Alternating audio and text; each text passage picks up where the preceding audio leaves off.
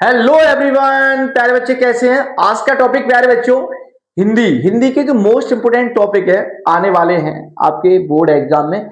यदि आप प्यारे बच्चों 10th क्लास के स्टूडेंट हैं तो वीडियो को स्किप नहीं करना है प्यारे बच्चों, क्योंकि वीडियो आपके लिए बहुत मोस्ट इंपोर्टेंट होने वाला है। प्यारे बच्चों, मैं इस वीडियो के माध्यम से आपको बताऊंगा कि हिंदी की तैयारी कैसे करें, how to make preparation of Hindi.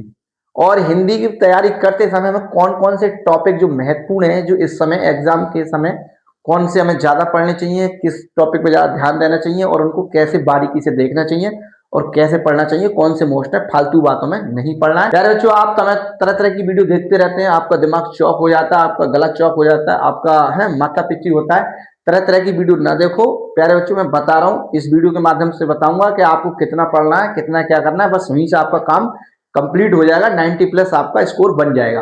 तो प्यारे बच्चों देखते हैं समय न बर्बाद करते हुए। देखिए, subject Hindi 10th class, most important topic for exam. Exam के लिए इंपोर्टेंट टॉपिक है, आपको मैंने टॉपिक लिख रखे हैं, कौन कौन से लेसन पढ़ने हैं, कौन कौन से आपको जीवन परिचय तैयार करने हैं, कौन कौन से राइटरों के, कौन कौन से ठीक है कवियों के, जो हमारे कवि और लेखक हैं उन कौन कौन से जीवन परिचय, उनके कौन कौन से चैप्टर पढ़ने हैं, कौन कौन से पार्ट को देखना है। तो प्यारे बच्चों, इस वीडियो के माध्यम बात करते हैं। पहला हमारा टॉपिक है कि परीक्षा के लिए सबसे महत्वपूर्ण विषय। तो हम इस मेथड से, इस तरीके से, इस वे से आप तैयारी करेंगे। बहुत इजी वे है, बहुत सिंपल वे है। तमाम आप वीडियो देख ली, ये वाला क्वेश्चन रट लो, ये वाला देख लो, ये कर लो। अरे भाई क्या एक क्वेश्चन रटने से तो महान बनोगे, पूरा चैप्टर आपको देखना पड़ेगा। कहीं से भी आ सकता है उसका गद्यांश, कहीं से उसका पैराग्राफ उठा के रख देगा, तो वो जो है आपको थोड़ा चैप्टर भी देखना पड़ेगा प्यारे बच्चों। ये नरा आप क्वेश्चन बैंक की पलटे पढ़ रहे हो, उसमें क्या है क्वेश्चन बैंक में, दो चार महत्वपूर्ण रख दी उनने, गैस फंस गया तो फंस गया। प्यारे बच्चों, क्वेश्चन बैंक से भी इतनी अच्छी प्रिपरेशन नहीं होती है। क्वेश्चन बैंक का जो सिलेबस है वो हर जिला में नहीं फंसता है, और हर पेपर कोड अलग अलग होता है। हर जिला का पेपर अलग होगा। जरूरी नहीं है कि यूपी में इतने सारे जिले हैं कि सब में वही सेम आए, क्योंकि अलग अलग आता है, तो सब में वो एक जैसा पैटर्न नहीं बैठता है। तो बच्चे वहां कुछ परेशान होते हैं, प्रॉब्लम फेस करते हैं, फिर नंबर कम आते हैं। तो उसी बेस पे मैं ये वीडियो लाया हूं, आपको मैं बता रहा हूं किस बेस से आपको तैयारी करनी है। ज्यादा समय नहीं है, अब ये टॉपिक देख लो, आपका काम बन जाएगा 90 प्लस। देखते हैं प्यारे बच्चों, पहला पार्ट का नाम है मित्रता। क्या है? मित्रता।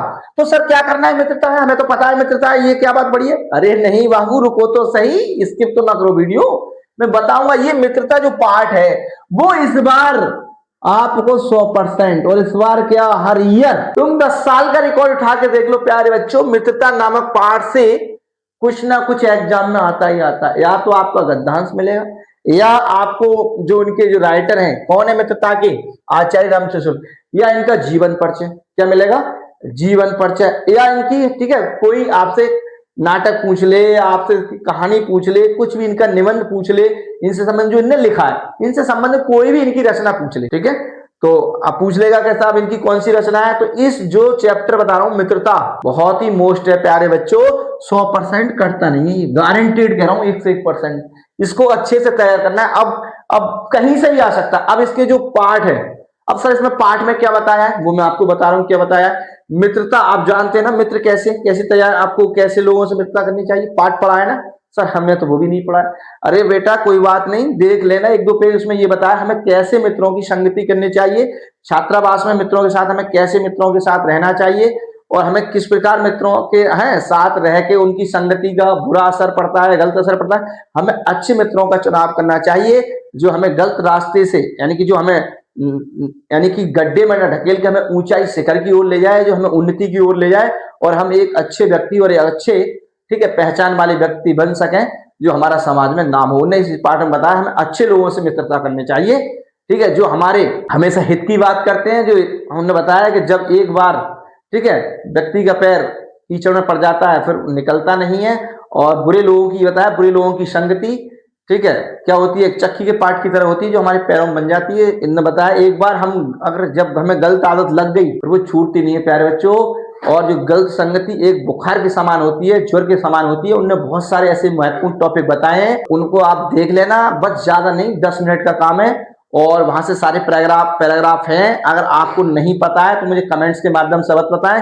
हर चैप्टर वाइज मैं आपको वीडियो ले आऊंगा, सारा समझा दूंगा, कैसे उसका गद्यांश लिखना है, कैसा उसका है हिंदी में लिखना है। अगर आपको आता है तो कोई बात नहीं, इस टॉपिक पर आप काम करें। नहीं आता है जो भी आपको, आप मुझे बस कमेंट कर दो, मैं आपकी कमेंट्स का इंतजार करूंगा और बस उसी पर आपको वीडियो अपलोड कर दूंगा। ऐसा नहीं है, बिल्कुल एक्यूरेट, बिल्कुल एक एक चीज पॉइंट समझ में आएगा। देखते हैं, अब जयशंकर बात की हमने, मित्रता नामक मित्रता में बता दी। मित्रता का ही मतलब है, पाठ सही है, जहां मित्र मिल जाए, छात्रावास मिल जाए, मित्र मिल जाए, ठीक है। ये आप पॉइंट देखने हैं, उसको पढ़ के पता पड़ जाए, 10-15 मिनट में आपको पार्ट क्लियर हो जाएगा, समझ में आ जाएगा उसकी, ठीक है। उसकी समरी देख लेना है पूरा, उसका सेंस क्या है वो मैंने बता दिया।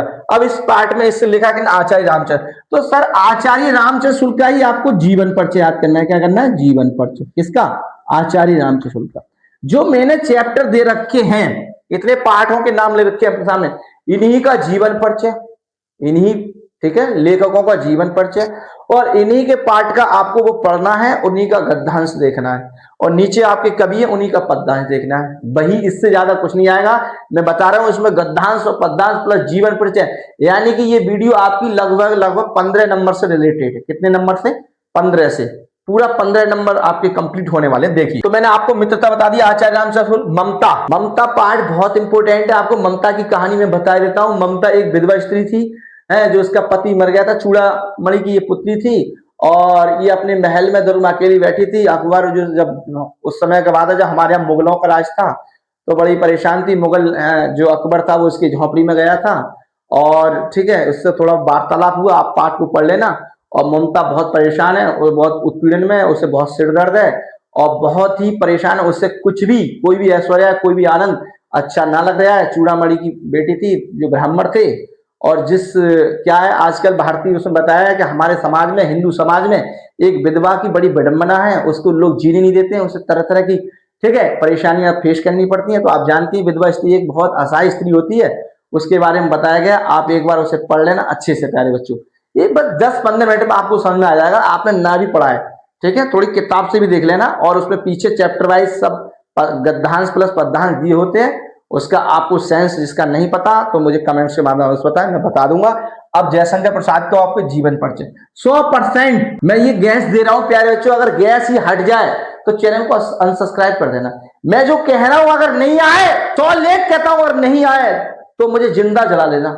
ये इतनी बड़ी बात कर रहा हूं। अगर मैं इस वीडियो में जो बता रहा हूं, अगर आपके एग्जाम में ना फंसे प्यारे बच्चों, चाहे आप किसी भी जिले के विद्यार्थी हैं, कोई भी जिला यूपी में आपका, ठीक है, इलाहाबाद बोर्ड के, आप किसी भी, कौन से जिले से स्टूडेंट आप कहीं के भी हैं, हालांकि मैं जो गैस बता रहा हूं आपका सॉलिड फंसने वाला है। ये मैं बहुत मशक्कत के साथ, ये आप मैंने, ठीक है, बहुत अनुभव के साथ मैंने ये, ठीक है, इसका गैस बनाया, तैयार किया है प्यारे बच्चों। ये टॉपिक तैयार किए हैं। अब देखो, जयशंकर प्रसाद कौन है? जयशंकर प्रसाद का जीवन परिचय करना है आपको, और आचार्य रामचंद्र शुक्ल का जीवन परिचय, और ममता का, ठीक है, उसको पढ़ना है, इसका सारांश देखना है, क्योंकि आएगा एग्जाम में तो उसका सारांश लिखना है। इसमें क्या भावार्थ बताया, संदर्भ, व्याख्या वगैरह सब आपको तैयार करनी है। ऐसे ही क्या लिखूं मैं, क्या लिखूं लिखा है पद्मलाल पन्नालाल बख्शी। बहुत से बच्चों को तो यही न पता होगा कि हमारे सर सिलेबस में कौन कौन से पाठ हैं, उनके, उनने किसने लिखा है, क्या क्या नाम है। उनसे अगर लिखवाओगे ना हिंदी में, तो लिखने में भी वो है मिस्टेक करेंगे, गलत लिख देंगे। अब पदम देखो, पदम लाल पुन्नालाल भक्त, तो कुछ ऐसे नाम है, कुछ बच्चों पर लिखने आएंगे, बच्चा यहाँ तो लिख के देखते नहीं डायरेक्ट। भाई प्यारे बच्चों, आप जो पढ़ते जा रहे हैं, एक सुनो नोटिस, जो आप पढ़ते जा रहे हैं, याद करते जा रहे हैं, जो आप तैयारी कर रहे हैं, कापी बना लो, उस पर लिखते, और लिखने के बाद फिर अलग रफ कापी पर उसको लिख के देखो कि मुझे कितना आता है, मैं कैसे लिख पाऊंगा। इससे प्यारे बच्चों आपको लिखने का क्या होगा, अनुभव होगा। क्या होगा? अनुभव होगा, एक्सपीरियंस होगा, आपका कॉन्फिडेंस बढ़ेगा। आपको इतना अच्छा, मैं इतना आराम से एग्जाम हॉल में जाके लिख सकता हूं, आपको वो कंप्लीट हो जाएगा। उस पर आप टिक कर दें, सही का निशान लगा दें कि ये मेरे से आता है। इस प्रकार आप तैयारी करें, ठीक है। अब देखिए, पद्मलाल पुन्नालाल बख्शी, तो ये पाठों के नाम और इनके लेखकों के नाम लिख लिख के तैयार कर लो, और जीवन परिचय जैसे आपने याद भी कर लिए तो उन्हें लिख लिख के देखो अच्छे वे में, अच्छे तरीके में, और उन्हें, ठीक है, जो चीज मुख्य है उसे अंडरलाइन करना है, सजा सजा के लिखना है। अगर किसी भी टॉपिक पर आप प्रॉब्लम फेस कर रहे हैं तो कमेंट्स के माध्यम से बस बताएं प्यारे बच्चों। अब ये पुन्नालाल, ठीक है, बख्शी, पद्मलाल पुन्नालाल बख्शी, इसका आपको जीवन परिचय। और ये प्यारे बच्चों बहुत इंपॉर्टेंट चैप्टर है, भारतीय संस्कृति, डॉक्टर राजेंद्र प्रसाद। इसके जो लेखक है डॉक्टर राजेंद्र प्रसाद है प्यारे बच्चों। बहुत, जो हमारे देश के, ठीक है, सर्वप्रथम कौन रहे थे? राष्ट्रपति रहे थे। कौन रहे थे? ये राष्ट्रपति डॉक्टर राजेंद्र प्रसाद। हमारे देश के, जब हमारा देश आजाद हुआ तो उस समय राष्ट्रपति रहे थे। उन्होंने ये चैप्टर लिखा भारतीय संस्कृति। उन्होंने युवाओं के बारे में बताया कि हमारी संस्कृति कैसा होनी चाहिए, सारी चीजें उन्होंने बताई, युवाओं के लिए बहुत उन्होंने इंडिकेट किया है। तो प्यारे बच्चों ये मैंने जो चैप्टर बताया आपको ये बहुत ही मोस्ट है। और इसमें एक चैप्टर और है हमारा, ये बहुत है, ईर्ष्या तू ना गई मेरे मन से। ईर्ष्या तू ना गई मेरे मन से सर इतना अच्छा चैप्टर है ये, अगर इसे आप पढ़ लोगे तो जीवन जीना सीख जाओगे, दूसरों से जलना, जो जलते आप ना वो ईर्ष्या नहीं करोगे। ईर्ष्या एक निंदा है, निंदा की एक छोटी बहन है ईर्ष्या, ठीक है। निंदा वही व्यक्ति करता है जो दूसरे की बराबरी नहीं कर पाता है। तो हमें किसी को देखकर निंदा नहीं करना है, ईर्ष्या नहीं करनी है, जलना नहीं उसे देखकर, घृणा नहीं करनी है, बल्कि उसकी बराबरी करने के लिए उससे दूनी मेहनत करनी है। बात समझ गए। अब जैसे किसी फ्रेंड के आपके नंबर ज्यादा है, आप उससे ईर्ष्या कर रहे हैं, भाई ईर्ष्या काहे कर रहे हैं आप, उससे ज्यादा मेहनत करो, उससे आगे ज्यादा काबिल बनो, उससे ज्यादा मेहनत करो, ठीक है। वो 1 कदम चलता है, तुम 10 कदम चलो, हो ताकत तो आगे बढ़ो। ईर्ष्या तू ना गई मेरे मन से, किसने लिखा? श्री रामधारी सिंह दिनकर। तो इनने इसने बताया कि ईर्ष्या तू ना गई मेरे मन से। ईर्ष्या एक इतनी बुरी चीज है, एक ऐसी बुरी आदत है जो व्यक्ति को है क्या बना देती है, उसे खोखला बना देती है, उसको बिल्कुल बेकार कर देती है। वो बताते हैं कि व्यक्ति क्या है, अपने जो पास हुई वस्तुओं से वो आनंद नहीं उठा, किसी व्यक्ति के पास सब कुछ है पर वो उससे आनंद नहीं उठा पाता, क्यों? तो उसके अंदर ईर्ष्या है।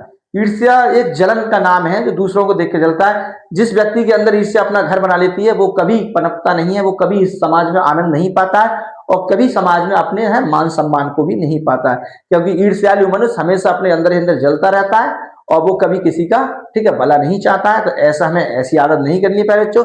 इसमें ईर्ष्या के बारे में बताया गया है और ये बहुत मोस्ट इंपोर्टेंट पार्ट है और आपको इसको, ठीक है, फॉलो करना चाहिए, धारण करना चाहिए। हमें किसी को देख के ईर्ष्या नहीं करनी चाहिए, ठीक है।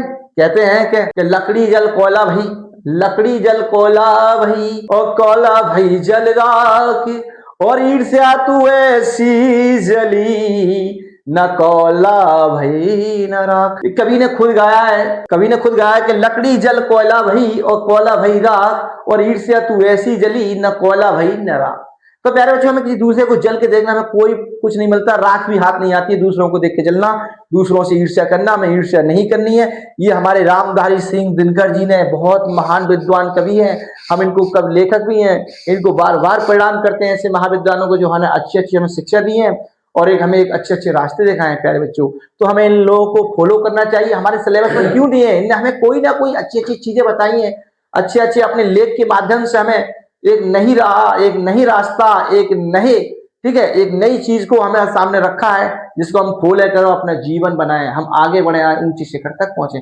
तो प्यारे बच्चों, ये हमारे सभी राइटर बहुत अच्छे हैं, इनको हमें नमन करना चाहिए। इन्होंने हमें अच्छी अच्छी शिक्षा दी है, अच्छे अच्छे पाठ लिखे हैं और हमें एक नई ज्ञान की क्रांति दी है, एक नए ज्ञान की गंगा बहाई है हमारे जीवन में। तो प्यारे बच्चों, ऐसे हमें इनको फॉलो करना है और इनको सबको इनका आपको जीवन परिचय भी याद करना है। इनका जीवन परिचय में एक मैं ट्रिक बताऊंगा कि जीवन परिचय कैसे लिखा जाता है, अगली वीडियो में बताऊंगा।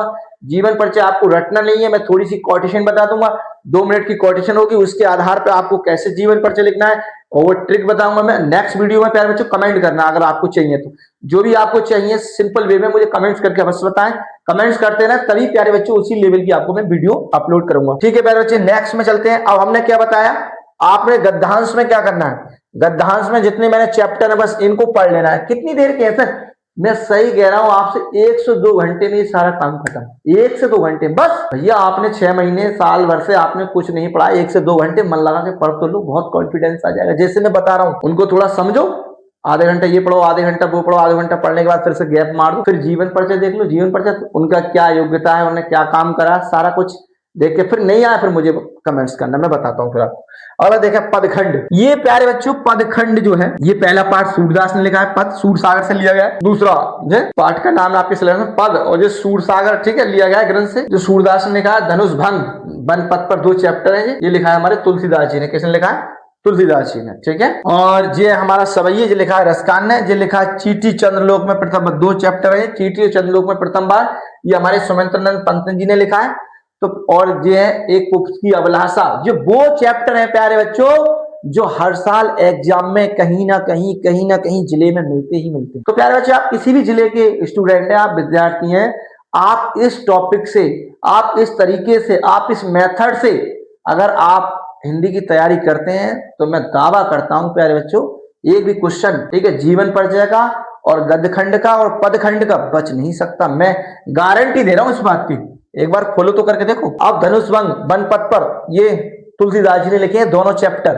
अब सर इसमें तो चलो हम पहचान कर लेंगे सर, इसमें पहचान नहीं होती, पद हमें समझ में नहीं आता। अरे कहाँ नहीं आता, देखो पद वाले में आपको जो भी चैप्टर आप पढ़ोगे सब, जितना भी आप, ठीक है, इनके जितने भी पद पढ़ोगे, ठीक है, सूरदास के, सब में सूर मिल जाएगा। क्या मिल जाएगा? सूर। सर हिंदी कैसे याद रखेंगे? अरे भाई एक दो बार पढ़ लो, नहीं आता तो मुझे बता दो, मैं उस पर वीडियो बना दूंगा, उसका ट्रिक बता दूंगा कैसे आपको पढ़ना है, कैसे याद रखना है। सब कन्हैया जी के बारे में, कान्हा के बारे में, सब उन्हीं के बारे में सब इनने लिखा है सूरदास जी ने, और कोई नई चीज नहीं है इसमें, समझ गए? सब वो ही है लौट फिर के। अब देखो ये धनुष भंग और बनपथ पर, धनुष भंग और बनपथ पर, इसमें ठीक है, तुलसीदास जी ने राम जी की महिमा गाई है। जो बनपथ पर उन्होंने बताया है कि जो राम जी और सीता जी, और राम जी, सीता जी और लक्ष्मण जी वन को जा रहे हैं, रास्ते में जो उन्हें गांव वाले क्या कह रहे हैं, उनकी सुंदरता का वर्णन कर रहे हैं, राजा रानी को है बुरा बता रहे हैं, कठोर हृदय वाला बता रहे हैं, उस टॉपिक पर, उस रहस्य पर, उस कहानी पर सारे पद लिखे हुए हैं। ये इसमें रामायण है धनुष भंग में, क्या हमारे जो राम जी हैं वो किस प्रकार धनुष को तोड़ते हैं, वहां सभा आई हुई है, बड़े बड़े राजा महाराज आए हुए हैं, और वहां राजा जनक की चिंता, और वहां राजा जो सीता मैया की जो माँ है उनकी चिंता को व्यक्त करा जाता है। वहां जो लगता है कि अब हमारी जो है सीता, उसका स्वयंवर नहीं हो पाएगा, तो वहां ये सारी चीज बताएंगे धनुष भंग में, और कैसे धनुष तोड़ते हैं गुरु की आज्ञा लेके, इन दोनों चैप्टरों में। और यहाँ पे इनका, ठीक है, इनके सौंदर्य का वर्णन किया है, इनकी सुंदरता का बनपथ पर, और राजा रानी की, ठीक है, बुराई बताइए, बुराई करी गई है, ठीक है, राजा दशरथ और केके की, इसमें बनपथ पर, ठीक है, और गांव वासियों की कहानी बताइए तुलसीदास। ये दोनों बहुत मोस्ट, प्यारे बच्चों ये बहुत ही मोस्ट है, ये वो चैप्टर हैं, कैसे आपको यकीन दिलाऊं मैं, ये वो चैप्टर हैं जो हर साल लगातार कंटिन्यूअसली आते हैं, ये समझ लो आप। इनको तो आपको पढ़ना ही पढ़ना है। इनमें से आपको तीनों में से, सूरदास, तुलसीदास और रसखान में, अगर सही बता रहा हूं, अगर एक जीवन परिचय नहीं आए तो कान काट लेना मैंने, और बताओ इससे ज्यादा कुछ कह सकता हूँ? एक जीवन परिचय और एक इसमें मित्रता, ममता, और क्या लिखूं, और भारतीय संस्कृति में अगर इन तीनों चारों में से एक ना है, तब भी मैं वही बात कह रहा हूं, इनको आप पढ़ लो, याद कर लो, लिख लो, कैसे कहूं, यही जाके आपको लिखना है, वहां जाके अच्छे नंबर लाने तो अच्छे ढंग से लिख लो, कोटेशन बना लो, सजा सजा के तैयार कर लो। प्यारे बच्चों समय ज्यादा नहीं है, मैं बार बार आपको समझा रहा हूं। अब देखिए ये हो गया आपका, अब जो है सवैये रसखान का जीवन परिचय सवैये भी करना है, ठीक है, रसखान सवैये। अब चींटी चंद्रलोक में प्रथम बार, चींटी को देख लेना, चींटी एक बहुत अच्छा प्राणी बताया हमारे सुमित्रपन जी ने। चींटी का एक बहुत प्राणी, बहुत मेहनती प्राणी है, जो कभी आलस नहीं करता है, और हमेशा निरंतर है, क्या है, चढ़ता रहता है। किसी ने कहा है कि उन्नति करनी है, मेहनत करनी है तो चींटी से सीखो। हमारे पंत जी ने भी लिखा है कि चींटी एक रेलगाड़ी की तरह कभी थकती नहीं है, दिन रात ही चलती रहती है, कभी आराम फरमाती, और आप थोड़े पड़े थक गए, ये हो गया वो हो गया बहनेबाजी, मगर नहीं, चींटी है कितना, उन्होंने बताया एक सामाजिक प्राणी की दृष्टि में लाया है कि हमें सीखना है तो मेहनत करना चींटी से सीखें, जो दिन रात अपने कार्य में निरंतर लगी रहती है, वो कभी थकती नहीं, और अपने लक्ष्य पर बार बार गिरती है, बार बार चढ़ती है, बार बार गिरती है और बार बार चढ़ती है, मगर कभी थकती नहीं। प्यारे बच्चों ये चींटी, इस हमारे सुमित्रानंद पद ने चींटी पार्ट पर लिखकर एक बहुत बताया, एक बहुत छोटा तुच्छ प्राणी है और बड़ा मेहनती है, इसके बारे में बताया है। इससे हमें कुछ सीखने को मिलता है, क्या, कि मेहनत कैसे करें। अगर हम किसी भी अपने टारगेट में अगर विफल हो रहे हैं, असफल हो रहे हैं, तो बार बार उस पर प्रयास करें, तो एक दिन हम, कोशिश करने वालों की कभी हार नहीं होती, और नौका लहरों से डर कर कभी पार नहीं होती, ठीक है, नौका कभी लहरों से नहीं डरती है। ऐसी चींटी अपने हार्ड वर्क से कभी नहीं डरती है, वो किसी दीवार पे चढ़ती है, बार बार चढ़ती है, बार बार गिरती है, बार बार फिसलती है, बार बार चढ़ती है, और एक दिन ऐसा आता है कि अपने वो शीर्ष पे चढ़ जाती है। तो प्यारे बच्चों इन पार्टों से हमें बहुत कुछ मोटिवेट होने को मिलता है। अब देखो चंद्रलोक में प्रथम बार, ये पार्ट बहुत है, इन दोनों को देख लेना, सुमित्रानंद पंत का बहुत अच्छे पार्ट है इनके। एक है पुप्स की अभिलाषा, माखनलाल चतुर्वेदी, बहुत अच्छा चैप्टर है। अगर इन तीनों से बच गया पहले, तो प्यारे बच्चों इन तीनों से ही नहीं बचता। अगर जैसे मैं इसलिए बता रहा हूँ, ये पार्ट वो पार्ट है, जैसे इन तीनों में आपको ध्यान ना रहे, आप हिंदी अर्थ सही से न लिखवाएं, तो चींटी के बारे में तो हर कोई बच्चा लिख देगा, बड़ा सिंपल है, नॉर्मल। अब जैसे जे है पुप्स की अभिलाषा है, बड़ा नॉर्मल है, सब बना के लेंगे। पुप्स की अभिलाषा क्या है? पुप्स ये चाहता है मैं कभी, ठीक है, देवताओं के सिर पर न डाला, कभी राजा महाराजा के गले में न, उसके मुकुट में न लगाया जाऊं, वो तो बस अपनी मातृभूमि को दर्शाता है कि वो जो मुझे उस रास्ते पर डाल दो बनमाली तोड़ के, जहां हमारे देशवासी अपने मातृभूमि के प्रति अपना शीश चढ़ाने जाते हैं, वहां लड़ने जाते हैं, मातृभूमि से जो प्रेम करते हैं, उस अपनी यानी देशभक्ति को दिखा रहा है, देश के प्रति राष्ट्र भाव को अपना रहा है, तो वो अपने देश के प्रति कितना प्रेम है अपने हमारे पुप्स की, उसकी ये अभिलाषा है। तो वो कह रहा है मैं उन वीरों के पैरों से कुचलना चाहता हूं जो अपने राष्ट्र के लिए, अपनी मातृभूमि के लिए हैं अपने शीश बलिदान करने जाते हैं। इतना उनने अपना है इसमें राष्ट्र को भाव दिखाया है, अपनी राष्ट्रता को दिखाया है। तो ये पुष्प की अबला का बड़ा सिंपल पार्ट है प्यारे बच्चों, बहुत अच्छा पार्ट है। ये माखनलाल चतुर्वेदी ने लिखा है। अब एक बार है, अब देखो मैं आप तुमसे, अब मैंने सारा चैप्टर आपको बता दिए, इनका हिंदी भावार्थ बता दिया, और आगे आपको डिटेल में चाहिए पद्यांश वाई गद्यांश वाई चाहिए एक ही डिटेल में बिल्कुल, ठीक है, टॉपिक वाइज, तो प्यारे बच्चों मुझे कमेंट्स अवश्य बताएं, मैं उस पर आपको वीडियो अपलोड करूंगा, समझाऊंगा बारीकी से। और आप प्यारे बच्चों इस प्रकार पढ़ोगे तो मैं गारंटी देता हूं 90+ करोगे, 90+, क्या करोगे, 90+ करोगे, ये ध्यान रखना प्यारे बच्चों। अब देखो मैं आपसे पूछता हूं, अगर आपकी तैयारी है तो एक बार मनुष्य अपना पैर कीचड़ में डाल देता है, बताओ ये कहां से लिया गया, ये कहां से लिया गया, ये वाला, ये लाइन, ये कोटेशन कहां से ली गई है, बता दो, कमेंट्स करके बताना।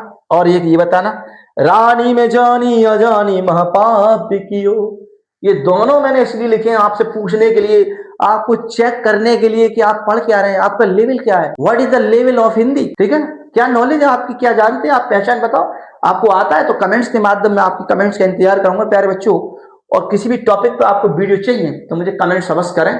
और इस प्रकार से मैंने आपको बता दिया, आपके इसमें गद्यांश पद्यांश प्लस जीवन परिचय, इससे ज्यादा आप किसी का, ठीक है, कोई उसमें हवाबाजी में नहीं पढ़ना है, मैंने बता दिया, 3 इसकी 3 इसकी, ज्यादा करो तो डॉक्टर राजेंद्र प्रसाद बहुत मोस्ट है, उनकी कर लो, पद्मलाल पन्ना छोड़ के, और सूरदास रसखान और तुलसीदास, बस इनका जीवन परिचय और जो मैंने चैप्टर बताने इन्हें देख लेना, सारे चैप्टरों को पढ़ लेना आराम से, इससे ज्यादा बाहर कुछ नहीं आएगा, गद्यांश पद्यांश और जीवन परिचय। और मिलते हैं अगली नेक्स्ट वीडियो में प्यारे बच्चे। अगर हमारे चैनल पर नए हैं तो प्यारे बच्चे चैनल को सब्सक्राइब करें, वीडियो को लाइक करें, दोस्तों को शेयर करें। Thanks watching for this video.